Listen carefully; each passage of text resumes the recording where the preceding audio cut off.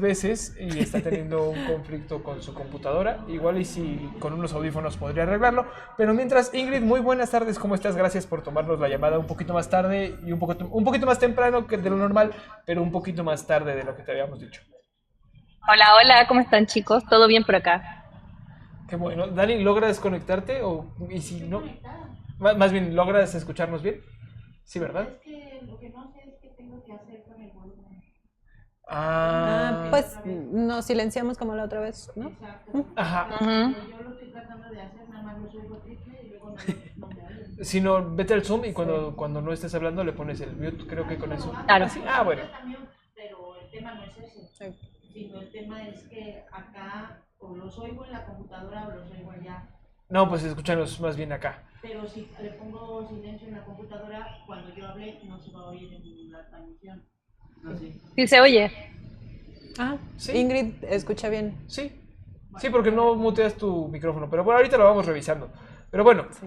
más allá de los problemas tecnológicos que pudiéramos tener siempre, que no estamos exentos de eso, pues vaya semana la que hemos tenido. Claudia Sheinbaum estuvo en la comisión, bueno, en la cumbre de la, de Comunidad, la, Comunidad de Estados Latinoamericanos y latinoamericanos y Caribeños. caribeños, ¿no? Um, Lanzó un mensaje muy importante, decía hay que unirnos, hay que estar todos juntos. Por ahí andaba Lula dando otros mensajes similares. Ingrid, no sé si quieres ir tú empezando, ¿cómo viste la participación de la presidenta en la CELAC y cómo viste más bien el papel de la CELAC? Porque con eso de que ahora hay que reintegrarnos en regiones productivas, pues vaya reto que se le viene a América Latina, ¿no? Bueno, sí, mira, ahí le decía a Dani, te voy a ganar el texto de Lautaro Rivara, que les digo a la audiencia, si no lo han leído, por favor, váyanse a Diario Red y lean la columna de Lautaro del día de hoy, que está magnífica porque es un análisis político más allá de las cosas evidentes de la CELAC. Porque uno podría decir, mira, es una reunión importante, ¿no? La cumbre de jefas y jefas de Estado, latinoamericanos y caribeños, donde participan los grandes como líderes progresistas de la región, dígase Claudia Sheinbaum, Lula da Silva y Petro, Gustavo Petro, junto por supuesto a Luis Arce, a Bernardo Arévalo de Guatemala, también Miguel Díaz-Canel de Cuba, etcétera. Es decir, una reunión importante que reúne a los mandatarios más relevante del progresismo. No estuvo Boric, pero está bien porque el líder progresista no es, así que quede fuera nomás, no hay problema.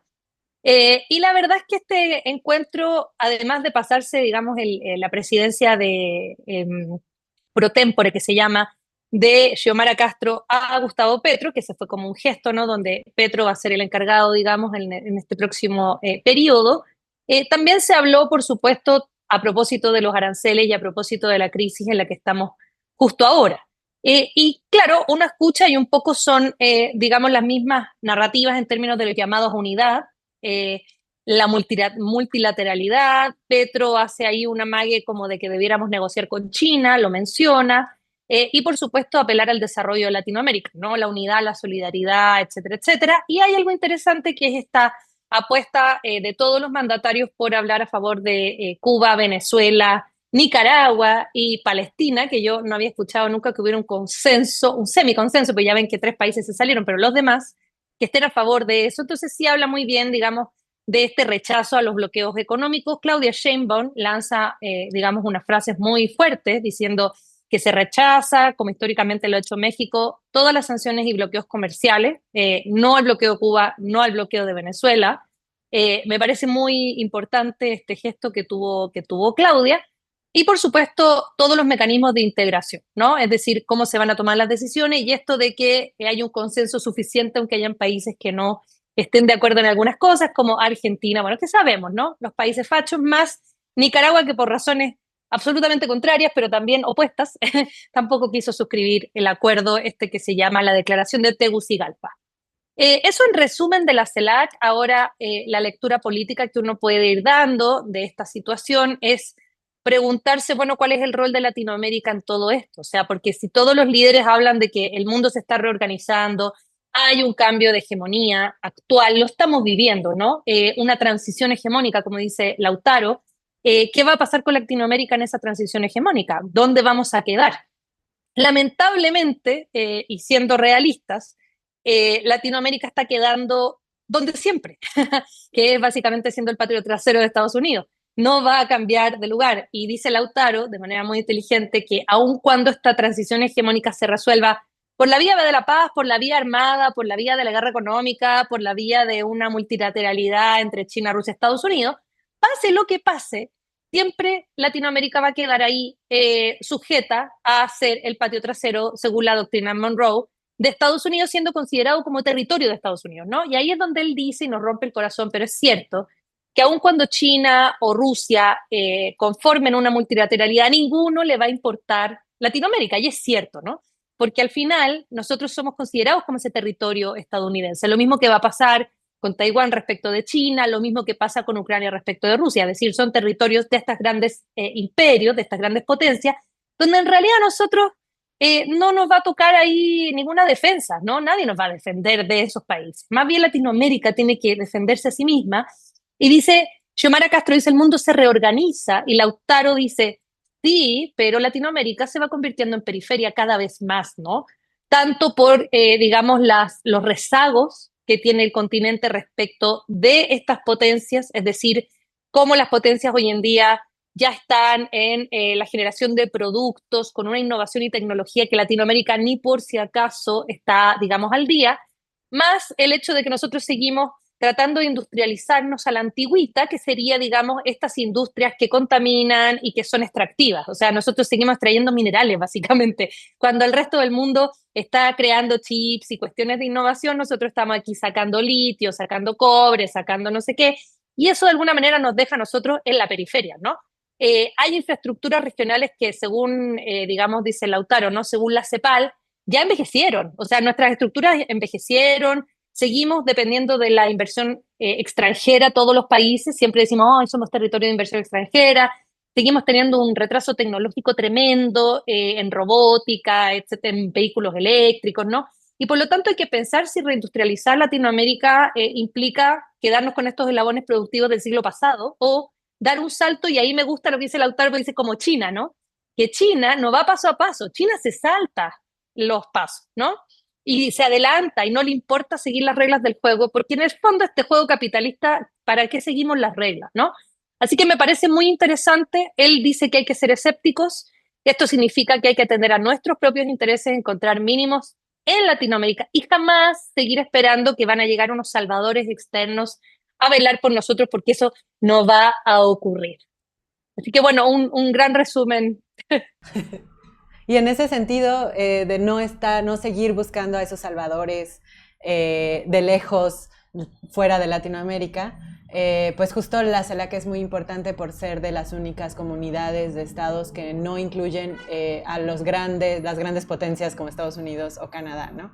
Y pues pensando en lo que se viene este año de escenarios políticos, electorales en Latinoamérica, pues Dani, ¿tú cómo ves el panorama electoral en Ecuador frente a lo que acabamos de ver de la CELAC? ¿Cómo crees que esto, tomando en cuenta que Daniel Noboa no fue a la CELAC, ¿no? Obviamente por razones obvias, pero ¿cómo ves las posibilidades en Ecuador frente a lo que está pasando en Latinoamérica en general de repensar esta unidad y esta integración?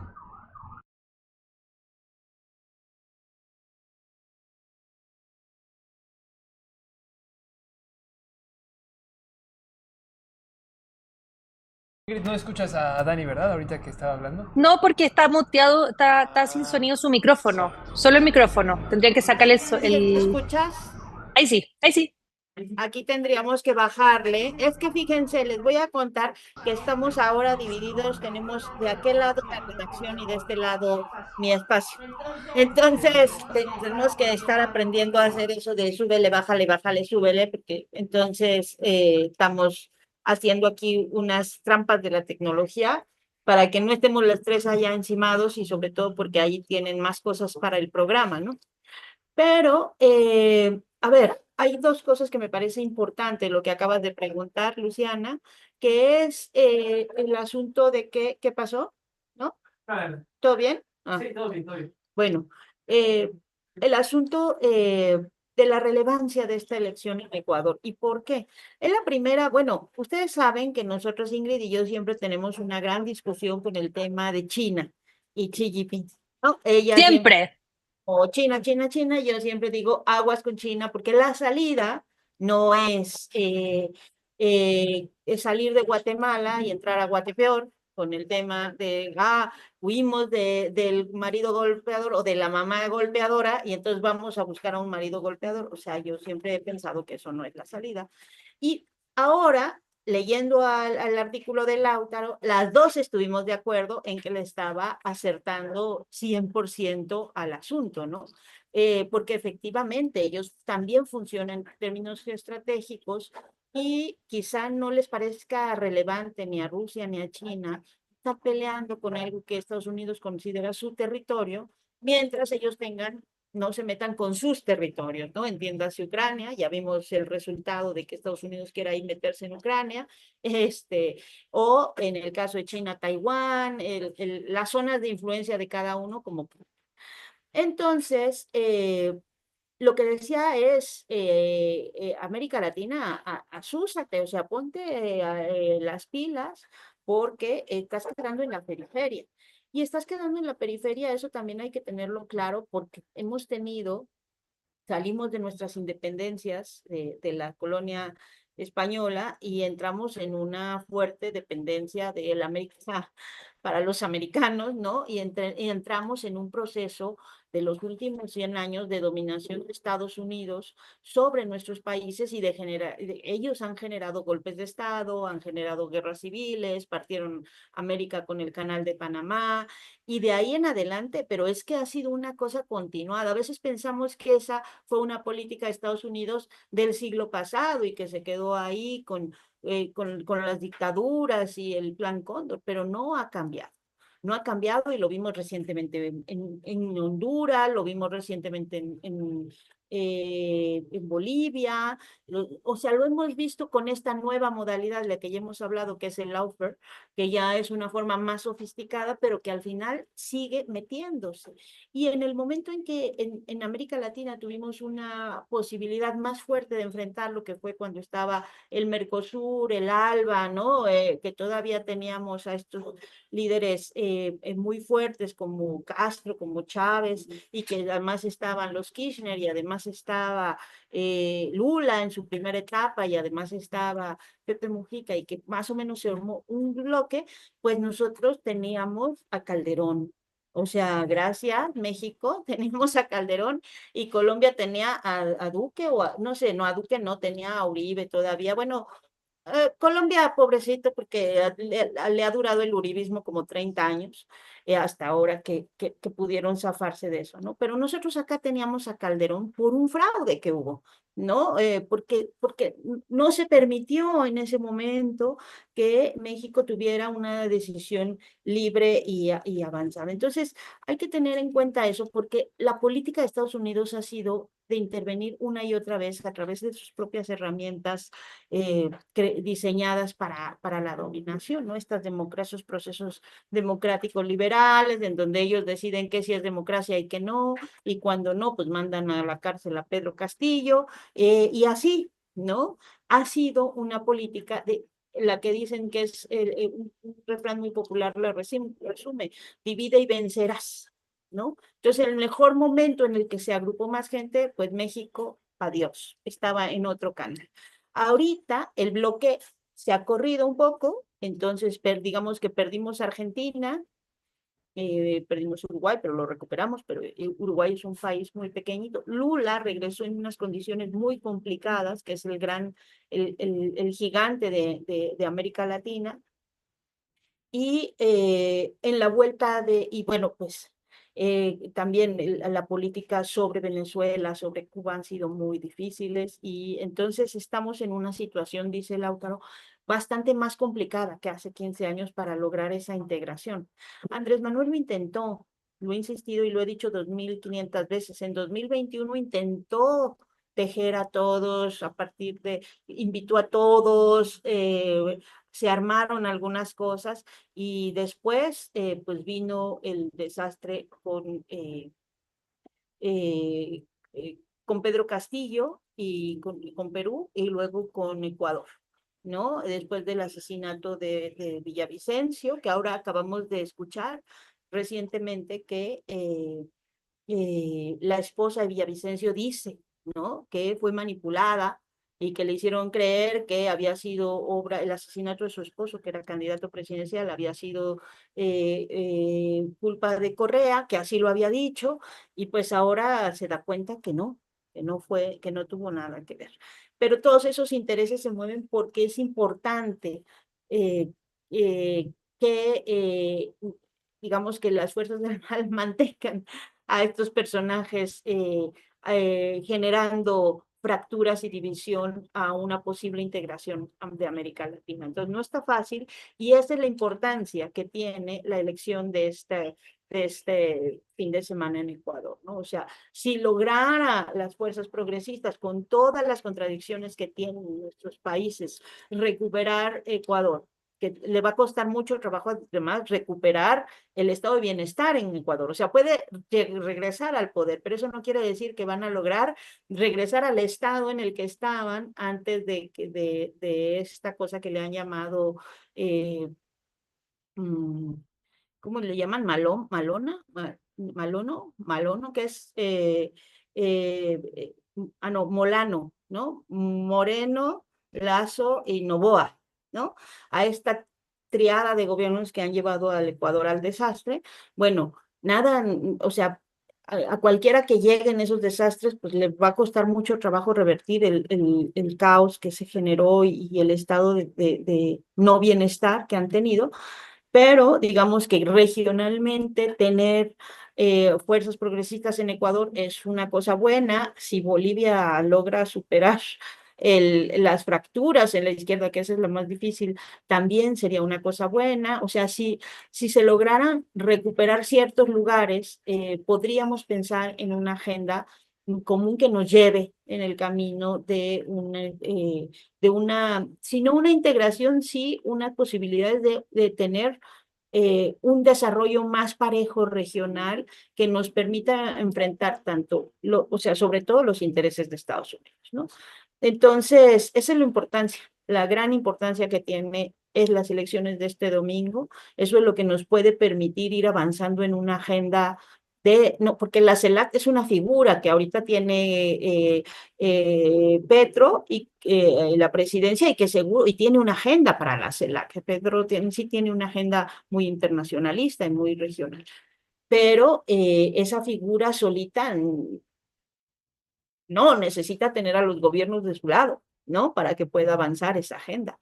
Entonces, pues vamos a estar esperando los resultados de Ecuador. Todo parece indicar, todas las encuestas están en favor de Luisa González, y yo lo que he hablado con varios compañeros que están en Ecuador es, no tenemos duda de que va a ganar.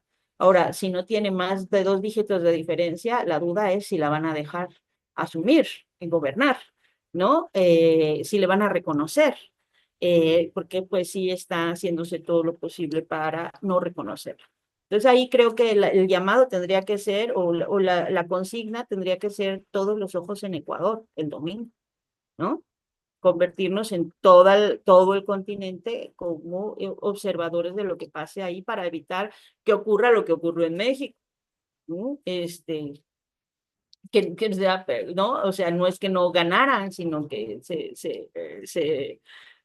no se reconoció el triunfo de Andrés Manuel en 2006 y obviamente la recuperación del país a partir de 2018 es mucho más o sea, cuesta arriba que la que hubiera sido si hubiera entrado en 2006, ¿no? Justo ahorita vamos a tener una entrevista con Gabriela Ruiz, que escribe de vez en cuando acá en Pie de Página, periodista de allá de Ecuador, y con Agustín Burbano, un académico analista político, y nos hablaban un poco de lo polarizado que está, ¿no? Y de cómo podría ir actuando esto. Y pareciera que ese es uno de los retos de Luisa González. El primero fue unir a las izquierdas en una candidatura única y que se pusieran de acuerdo para no, pues para eso, para no dividir el voto, ¿no? Parece que eso ya se logró. La duda es ahora si va a ser suficiente y si con eso, entonces sí se podría hacer un polo regional, lo cual parece muy difícil teniendo a México tan cerca de Estados Unidos y a Brasil pareciera tan inmiscuido con los BRICS. Pero no sé, Ingrid, tú cómo lo veas.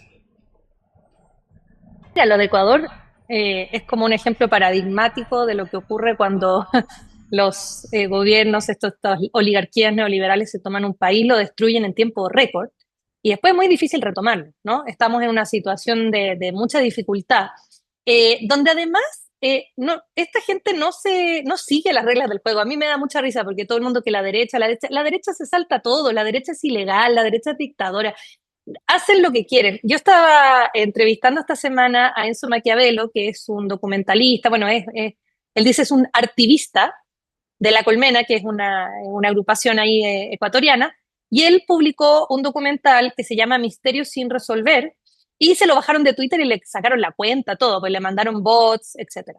Y él en su documental demostraba cómo el Consejo Nacional Electoral favoreció la victoria de Guillermo Lasso el 2021, que por cierto, Consejo Nacional Electoral, que es el mismo que hay en este momento, que además está presidido por Diana Atamain, cuyo hermano fue nombrado cónsul en Estados Unidos por Noboa, y además está Enrique Pita, su sobrino es el representante legal de una empresa que se llama Car Powership, que es una empresa con contratos activos con el Estado ecuatoriano. Ese es el organismo que va a evaluar estas elecciones.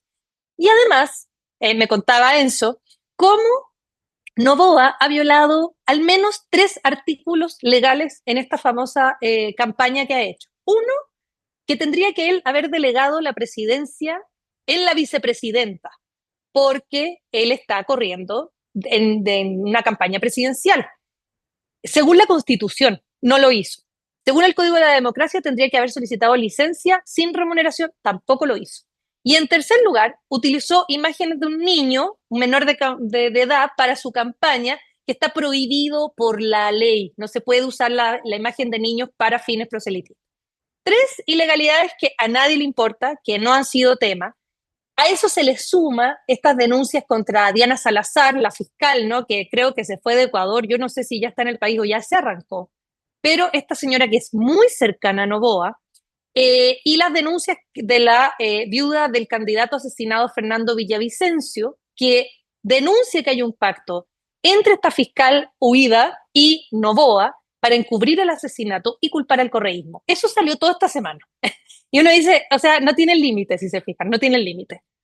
Y Luisa González efectivamente va primera en todas las encuestas, incluso en aquellas encuestas que dieron por ganadora a Noboa en el año 2023. Sin embargo, como bien dice Dani, eso no acredita que esta gente vaya realmente a aceptar la derrota, ¿no?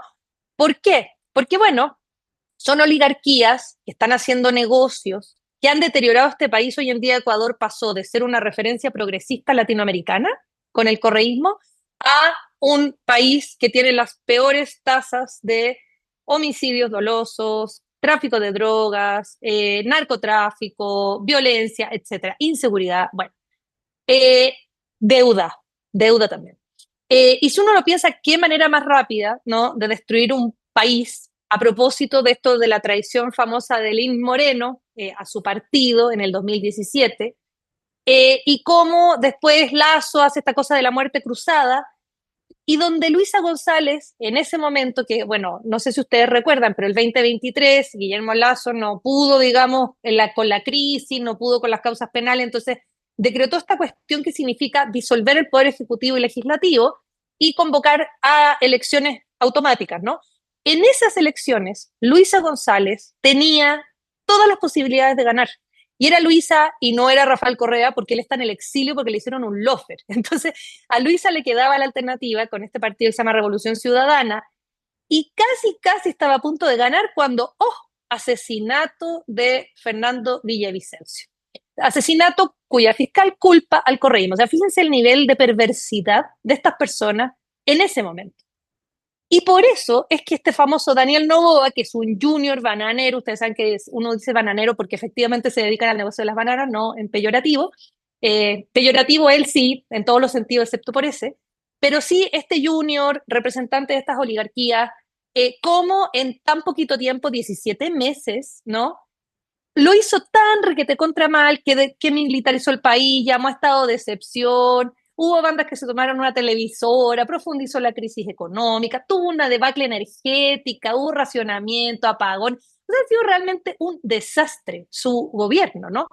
y en tan poquito tiempo, además, intentó algo que el correísmo había logrado desarticular, que era reinstalar la base militar estadounidense del Comando Sur, la base de Manta, y cómo Noboa volvió a tener contactos con el Comando Sur para volver a poner esa base militar, ¿no? De hecho, muchas veces vimos a esta mujer malísima del Comando Sur ir a visitar, y además ahora, en esta elección reciente, apareció un individuo que se llama Eric Prince, que es fundador de una agencia que se llama Blackwater, que son unos mercenarios, y que anda, de gira por Ecuador haciéndole campaña a Daniel Noboa. O sea, fíjense que aquí ya ni siquiera son poderes nacionales los que están interfiriendo, sino que tenemos injerencia externa con todas las de la ley. Y por el otro lado, la izquierda, en un encuentro medio tímido entre el correísmo y la CONAIE, ahí como tratando de articularse, ¿no? A través de esta candidatura única para poder vencer a Daniel Noboa, aparentemente tendría buenos números, sobre todo por el escándalo de la fiscal que fue ahora, ¿no? Que sí ha hecho remecer mucho la política interna. Estuvo súper interesante eso porque salió el video de la viuda, ¿no? Y eso como que movilizó. Sin embargo, claro, aquí es donde uno se pregunta, como bien dice Dani, bueno, ¿y cómo vamos a gobernar este país? Que primero que está desmantelado. Segundo, Estados Unidos no lo va a soltar. Y tercero, este acuerdo entre el correísmo y la CONAIE es un acuerdo débil, ¿no? Es un acuerdo de elecciones, que está pensado en ganar una elección, pero no necesariamente tienen la misma agenda ni tienen los mismos proyectos. Y ahí, como bien dice Lautaro, y perdón por citar a Lautaro, en todo este programa me da hasta vergüenza. Lautaro, si está viendo esto, qué vergüenza, pero están muy buenos los textos. Puedes dar a Diario Red. Ahí no me da vergüenza. ¿Cómo dice él? Estos debates que se van a dar en torno a el crecimiento, qué tan desarrollista primario exportador va a ser, la gestión del agua, los hidrocarburos, la minería, ¿no? O sea, todas estas cosas que Luisa González va a tener que definir en torno a cómo va a ser el proyecto de nación, ¿no? El proyecto de nación que además vaya en conjunto con todos los pueblos indígenas que ahora están apoyando este movimiento. O sea, esa es la parte que siempre el correísmo ha tenido ese conflicto, toda la vida. O sea, el gran conflicto del correísmo fue no poder incorporar algunos movimientos sociales, ¿no? Entre ellos las comunidades indígenas, mujeres también. Entonces, ¿cómo el correísmo, a través de esta candidatura, que por suerte es una mujer, entonces ahí al menos las feministas puede ser que estén dentro del gobierno, va a tener que aunar una serie de intereses que son diferentes? Entonces, hay que ver si es que se gana primero, si es que no se roba en la elección, que es probable, siempre es probable, ver cómo se va a organizar después. Y para terminar, citarle, porque yo siempre cito, no me robo las ideas de nadie, grandísimo texto de Lautaro, nuevamente, perdón, Lautaro, que se llama ¿Cómo llegó Ecuador hasta aquí? Claves no electorales de la segunda vuelta. Es decir, claves estructurales que nos permiten entender cómo, en qué momento está parado Ecuador hoy en día. Todo en Diario Red, por cierto. Y en ese sentido es una preocupación que Lula tuvo durante la CELAC cuando decía que estaba muy preocupado con la desacreditación de la política que hay a nivel mundial, ¿no? Y entonces como que se cuestionaba cómo le vamos a hacer para que la CELAC lleve esto a nuestras poblaciones de una manera activa y no solo pues como un encuentro entre presidentes nada más, como simbólico, ¿no? Y en ese sentido me preguntaba, Dani, ¿qué posibilidades tú ves en este tipo de integración, más allá de una integración pues puramente de lazos económicos, que no es poca cosa, es muy importante a nivel mundial, que México se diversifique sus acuerdos económicos, pero cómo llevar también la población, las masas populares, sus necesidades a este tipo de acuerdos cupulares, ¿no? Entre jefes de Estado. ¿Cómo ves ahí el papel pues de la CELAC, de los gobiernos en particular de América Latina? ¿Cómo se está reconfigurando esto? Y cómo llevar a las masas populares también a ser parte de esta reconfiguración, ¿no? A ver si así me oyen. Mira, la situación es que necesitamos asumir que ningún movimiento solo puede. O sea, necesitamos las fuerzas, digamos, progresistas de izquierda de México, con las de Ecuador, con las de Brasil, con las de Colombia. O sea, necesitamos una articulación fuerte, no nada más de los gobiernos, como bien dices, una parte son los gobiernos y una parte son las relaciones económicas. Pero los actores, aquí hay que tomar en cuenta una cosa, ¿por qué después del panorama que nos pintaba Ingrid, del desastre al que han llevado estos gobiernos a Ecuador, ¿por qué pueden tener 45% de intención de voto? O sea, ¿por qué tienen ese porcentaje? Si ha sido un desastre, o sea, si era el país más seguro de América y es el más inseguro de América, nada más para irnos con el tema de la seguridad, ya no hablemos de condiciones materiales de vida de la gente. Entonces, ¿por qué tiene esa intención de voto? Pues porque hay un control mediático, hay un control de la justicia, hay un control de todos los poderes, o sea, tiene el INE, tiene el Poder Judicial, tiene la Corte y tiene un poder mediático, que esto que estamos platicando aquí no se platica en los medios en Ecuador, ¿no? Y entonces, por supuesto, que hay una realidad sesgada. Una persona en la que confío mucho, que es un académico que conoce muy bien la realidad de América Latina, que viaja mucho, me decía que en su último viaje a Ecuador tuvo una sensación muy extraña, creo que es la primera vez que va y que siente rechazo por ser mexicano, porque hay toda esta narrativa de que los mexicanos les hemos llevado el narco, así como está la narrativa en Estados Unidos de que les dan el tren de Aragua, que son los venezolanos, son historias construidas a partir de un relato mediático. Por eso es tan importante que haya medios que trabajen en desmontar esas narrativas y esos relatos, porque el ecosistema mediático es uno de los, por nada le dicen el cuarto poder, ¿no? O sea, poder ejecutivo, legislativo, judicial y mediático, ¿no? Y nos faltaría también el militar, yo digo, hay otro quinto poder, pero bueno, no nos vamos a meter ahí en eso. Pero eso, ese control que se tiene de todas esas estructuras, de todos esos poderes, cuando tú tienes, es que imagínense qué locura, o sea, imagínense nada más el escándalo que podríamos tener aquí en México si bueno, la mamá de Andrés Manuel no podía haber sido porque ella se murió, pero imagínense que no sé de quién gobernante, que su mamá sea la líder de la asamblea. O sea, es que qué nivel, ¿no? Diga, pero qué problema edípico tiene ahí el muchacho, ¿no? Pero, no sé, pero imagínense que, o sea, y ya era grave, ya nos escandalizamos con Karina, la hermana de Milei, ¿no? De Javier Milei, teniendo todo el poder. Bueno, ahora la mamá, dice uno, o sea, de verdad, ¿no? Pero imagínense que ella sea la líder del Congreso, ¿no? Y que tiene este poder controlado en el Poder Judicial, en la Corte, en el INE, en el Instituto Electoral, en los otros sectores y aparte el poder mediático. Bueno, eso explica en muchos sentidos, no es que la gente sea tonta y se deje manipular, no, es que hay un relato que está oculto, ¿no? Para una buena parte de los ecuatorianos que no les han explicado esta cosa y resuelven, ¿no? Y les cuentan nada más la historia de que, pues sí, los mexicanos les hemos llevado todo ese desastre o que Correa fue la persona más corrupta del planeta, más tenía influjo psíquico sobre las personas y los convencía de hacer algo. No lo sé. La reacción de apoyo a Noboa con la toma de la Embajada de México no deja de ser sorprendente, pero cuando tú vas y revisas lo que está discutiéndose en la prensa en Ecuador, dices, no, bueno, con razón, ¿no? Porque estas discusiones no se están dando o no están generalizadas.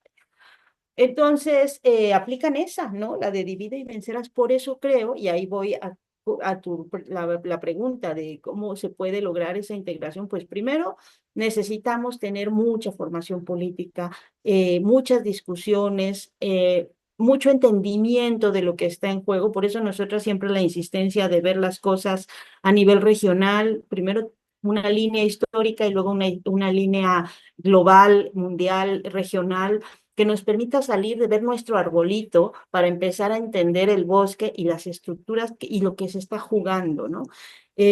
Segundo, pues sí, o sea, desde las distintas trincheras que tiene cada quien, pues tener un trabajo y una actividad que permita también entender que no es un asunto de gobiernos. El gobierno, hay grupos políticos que pueden llegar al poder, pero digo al gobierno, pero no necesariamente en todos los casos tienen el poder, ¿no?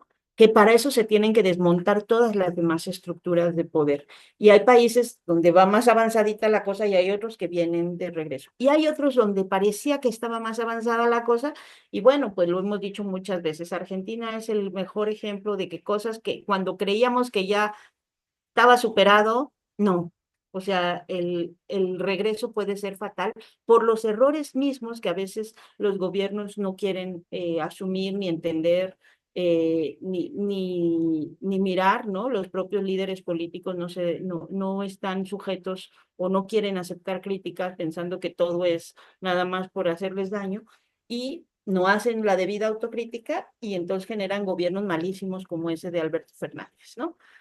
Entonces, en resumen, lo que creo es que va a estar, o sea, es difícil, pero si dejamos de ver que es un proyecto, no más, porque aquí luego se dan muchas discusiones, ¿eres pro 4T o anti 4T? No soy ni pro ni 4T, ¿no? O sea, soy pro México, pro América Latina, soy pro izquierda, eso es otra cosa, ¿no? Con algunas cosas de lo que hace este gobierno o me reconozco y creo que hay que apoyar porque hay unas cosas que creo que se están haciendo bien y hay otras donde tengo críticas que también hay que criticar. Pero, o sea, se trata de ir empujando para que haya una,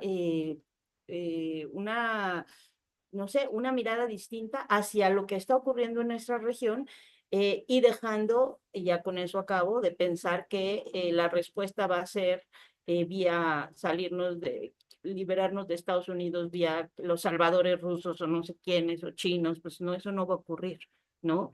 Necesitamos fortalecernos y eso es un camino difícil, es un camino por el que está yendo México, lo he dicho varias veces, de forma muy acertada, pero que requiere que muchas cosas se junten para que logre llegar hacia donde va, ¿no? Antes de empezar, cuando estábamos dando forma a la escaleta del programa de hoy, Luciana y yo precisamente veíamos el panorama en Ecuador y nos maravillaba de un poco, de cierta manera, ¿no? El pensar que en México no tenemos una figura en la derecha, empresarial, política, tan dura como los Noboa. Y cómo de alguna manera esto, pues no sé si nos ha allanado el camino o nos ha estado de estar en esta posición que decía Claudia Sheinbaum, que tenemos una posición más privilegiada que el resto de los países en esta guerra arancelaria y comercial, que ahorita Ecuador, nos decían en una entrevista, pues eso ni les viene ni les va, están tan metidos en su elección que más bien todo lo tienen puesto ahí. Entonces, Ingrid, para cerrar un poco, para ir terminando, buscando un rayo de esperanza, ya sé que no me arrimo a un muy buen árbol, pero pues, ¿crees que se pueda lograr en Ecuador y crees que pueda... Ahora resulta que todo el mundo estamos volteando a ver a Ecuador por esperanza en un bloque económico político regional que podría formarse y para visitar esta esperanza. ¿Crees que pueda existir esta esperanza en las elecciones de este domingo? En un muy mal árbol aquí arrimado, porque tú sabes que yo siempre tiendo a pensar que nos va a salir todo mal, porque se hablaba, alguien decía que la CELAC podía, o las elecciones de Ecuador pueden generar un segundo ciclo progresista. No está tan fácil, chicos. Chile va a la derecha con todas las de la ley. Bolivia, si no supera, que no veo que estén superando su crisis interna, también van directito a la derecha. En Perú hay una dictadura fascista. Y en Argentina las parlamentarias, quién sabe, ¿ah? Porque también ahí Argentina es un misterio. Entonces, yo no cantaría victoria en el sentido de pensar que va a haber un ciclo progresista como tal, está difícil. Por supuesto que si gana Daniel Noboa, aún es más difícil, ¿no? Ahí sí que ya va a estar imposible. Por eso es importante la elección en Ecuador, porque es una posibilidad para los progresismos, considerando que los otros países sí están en la B, o sea, considerando que Chile y que Bolivia y que Perú no tenemos por dónde. Entonces, la verdad es que es una elección clave porque sí nos permite de alguna manera mover esta balanza, porque estamos en un ciclo mixto, ¿no? Hay gobiernos fascistas y hay gobiernos progresistas, todos conviviendo al mismo tiempo, y por eso se habla de consensos parciales, porque no hay un consenso general en Latinoamérica respecto de nada. Y esa es la realidad que tenemos digamos, como territorio, como lugar regional en términos de cómo se configura el mundo. Ahora, lamentablemente, eso de que México esté privilegiado, yo tengo mis dudas profundas. Si bien tenemos un gobierno con tintes progresistas, voy a decir con tintes porque tiene de todo, tiene un tinte progresista y es popular, que eso está muy bien, es popular y tiene un refrendo popular muy alto, 85%, eso siempre está es muy positivo porque hay una democracia que está funcionando acá.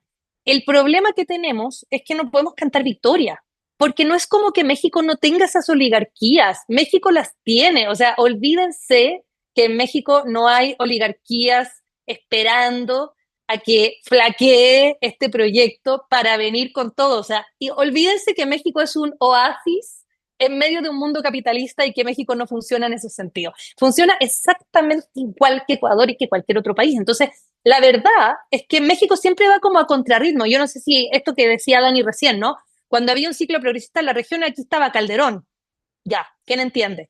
Y ahora nosotros estamos en un ciclo como popular, progresista, y la región está así en la locura absoluta. Entonces estamos, claro, en términos del momento histórico hoy, en una situación de privilegio porque tenemos un gobierno fuerte, muy avalado, con tintes progresistas.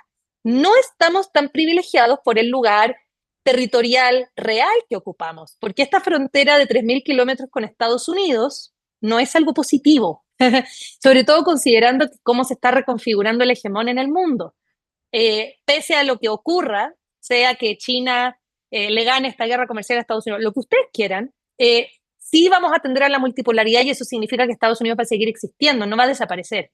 Y nosotros vamos a seguir vinculados a Estados Unidos, pero profundamente, mucho más que como tú decías, Arturo, Ecuador le da lo mismo a Estados Unidos, claro, a Chile también. Y les digo, la bolsa de Chile no cayó tan fuerte esta semana porque negociamos con los chinos, entonces a nosotros, ¿qué nos importa Estados Unidos? Claro, cuando caiga China, sí nos va a importar. Ahí sí nos va a importar. Ese es el problema, que dependemos de.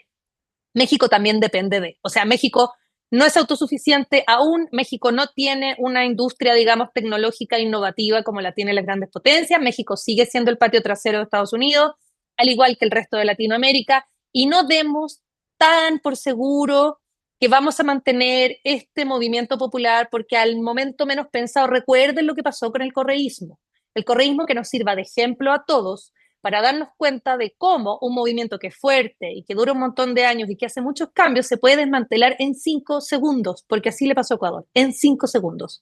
Miren lo que le pasó a Argentina, el peronismo, un movimiento muy popular, que claro, partió de una dictadura, pero muy popular, muy avalado, con tintes de todo lado, un progresismo bastante, ese sí que se movía de derecha a izquierda sin problema, pero que era un movimiento popular, en 5 segundos Milei lo desmanteló. Y desmanteló todo, desmanteló el estado de bienestar, desmanteló las universidades, desmanteló la salud, todo, todo. Y sobreendeudó a Argentina y vamos a saber, quién sabe cuántos años se va a demorar Argentina en salir de ese hoyo en lo que está metiendo Milei.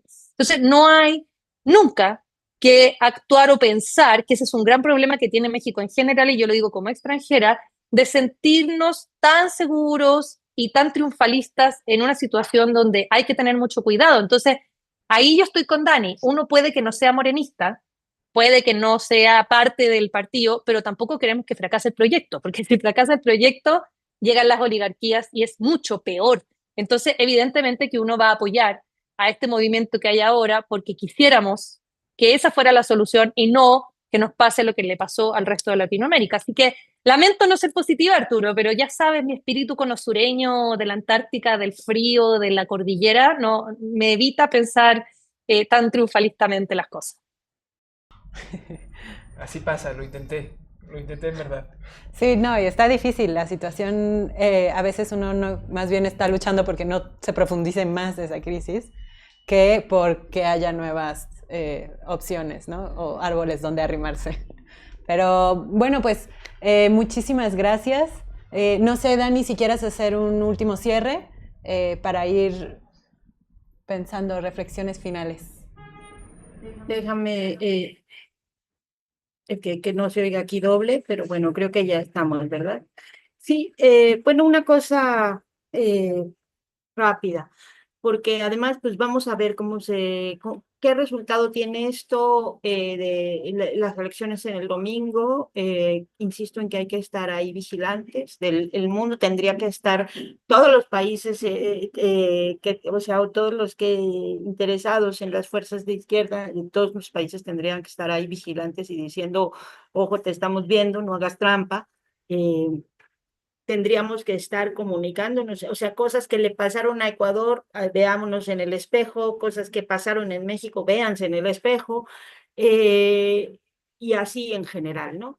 Entonces, uno, estar muy atentos ahí, y lo segundo es que también vamos a ver, pues, cuáles son las actividades, Petro sí va a tener una agenda, Xiomara Castro tuvo una agenda con la CELAC, Petro la va a tener mucho más activa, muchísimo más activa, porque todos los que vemos a Petro en Twitter sabemos que es un tema que le es prioritarísimo, ¿no?